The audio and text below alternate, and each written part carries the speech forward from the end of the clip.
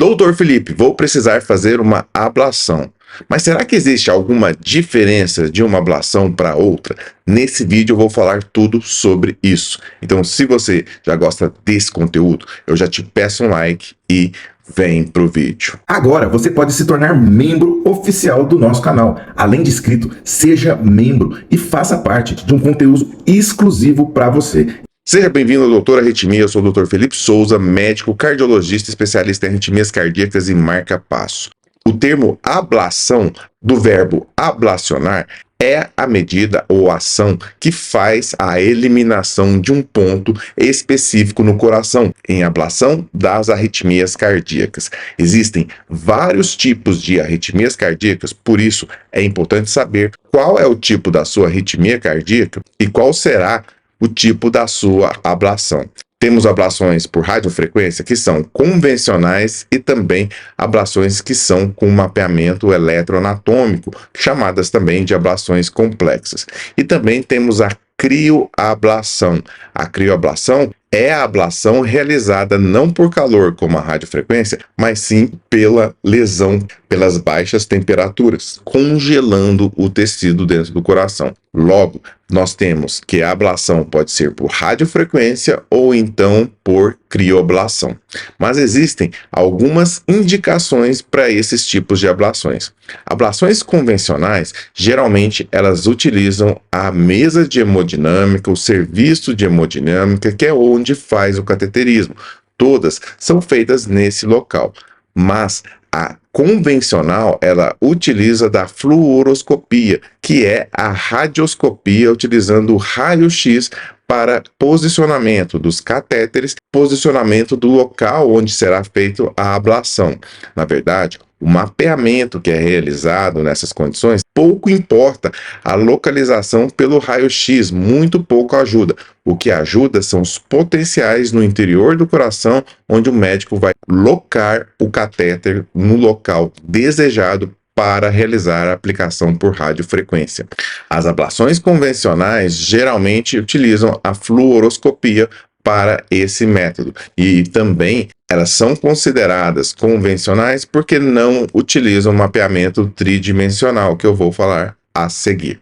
As ablações por radiofrequência convencionais estão indicadas nos casos de taquicardias supraventriculares, geralmente taquicardia por reentrada nodal, síndrome de Wolff-Parkinson-White, taquicardias por reentrada atrioventriculares, na ablação do flutter atrial típico. Então, essas arritmias, elas geralmente são realizadas com ablação convencional. Na imensa maioria das vezes, o plano anestésico, ou seja, a anestesia que você vai receber é a sedação, mas em alguns casos pode ser anestesia geral, a depender do caso do paciente. Algumas arritmias como essas que eu falei podem ser realizadas no ambiente então de hemodinâmica ou no centro cirúrgico com o uso da fluoroscopia, que é o raio-x. Logo, se você é do sexo feminino e tem a condição de poder estar grávida, é importante que fale para o seu médico ou então relate se tem algum método contraceptivo que está utilizando. É muito importante não estar grávida para a realização desse procedimento, mesmo que você ainda não tenha semanas de gestação ou não saiba que está grávida. Se você tem dúvida e vai realizar o procedimento, é importante que você faça um teste de gravidez antes de entrar na sala para fazer a ablação por radiofrequência. Agora, alguns tipos de arritmia, elas necessitam de uma ablação mais complexa para o mapeamento das arritmias cardíacas. É o caso da ablação de fibrilação atrial com mapeamento tridimensional. Nessa, como vocês vão ver mais para frente, falarei que há a possibilidade de fazer sem o mapeamento da forma da crioablação. Depois eu vou chegar nesse ponto. Mas a fibrilação atrial, eu utilizo bastante o método do mapeamento tridimensional, pois me ajuda bastante a realizar o mapa 3D do átrio esquerdo, a visualização das veias pulmonares, na onde que será realizadas as aplicações de radiofrequência para esse fim, e também para o mapeamento de outras condições também. Por exemplo, se eu posso fazer a ablação da fibrilação atrial, já aproveito e faço a ablação do flutter atrial, como estou mostrando aí nas imagens. Agora, existem também condições que, principalmente pacientes que têm taquicardias atriais, que vêm do átrio esquerdo, de outras regiões mais sensíveis no coração, são necessários também a utilização do mapeamento tridimensional. O flutter atrial atípico, ou seja, que pode vir de outras regiões que não são típicas lá do lado direito, elas podem vir de regiões do lado esquerdo, auriculetas, anel mitral, todas essas regiões que são do lado esquerdo, geralmente em pacientes que já se submeteram por cirurgia cardíaca, pacientes que são mais idosos, pacientes que já têm cardiomiopatias isquêmicas, chagásicas, cardiopatia hipertensiva, tudo isso pode ser necessário fazer a ablação com esse tipo de mapeamento. Outras arritmias que também são muito utilizadas no mapeamento tridimensional são as extrasístoles ventriculares e as taquicardias ventriculares.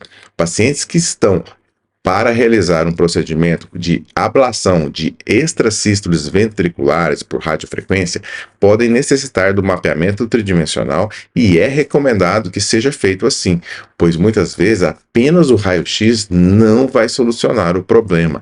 A localização e as técnicas utilizadas pelo mapeamento tridimensional permitem saber o nível de precocidade, onde está a arritmia cardíaca, onde está exatamente esse ponto que precisa ser ablacionado, mesmo que o catéter saia de local pela fluoroscopia, pelo raio-x, é possível voltar naquele ponto e fazer a aplicação da radiofrequência com a máxima precisão. O mapeamento eletroanatômico permite também distinguir áreas que têm cicatrizes no coração de áreas que são sem cicatrizes. Logo, sabemos que muitas arritmias formam nas regiões das cicatrizes ou então das bordas dessas cicatrizes. E o mapeamento tridimensional ajuda muito o médico a precisar onde estão os pontos de arritmia, fazendo uma taxa de sucesso muito maior nesses casos. Então, ablação de fibrilação atrial, flutter atrial, taquicardias atriais, extrasístoles ventriculares e também taquicardias ventriculares, o mapeamento eletroanatômico tridimensional é muito indicado e deve ser utilizado visando um tempo menor de procedimento, uma taxa menor de complicações e uma taxa maior de sucesso do procedimento. O procedimento de crioablação é realizado muitas vezes sem a necessidade do mapeamento tridimensional, sendo que em alguns casos pode ser utilizado as duas técnicas da crioablação com o mapeamento tridimensional. No Brasil, é mais comum não utilizar o mapeamento tridimensional quando será realizado a crioablação.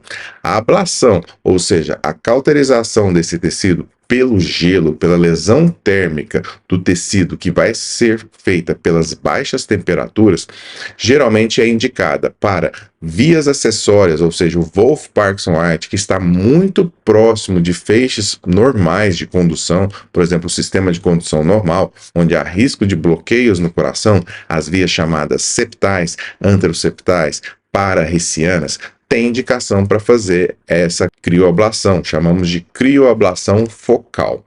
Nos casos da crioablação, podemos também fazer a ablação de fibrilação atrial.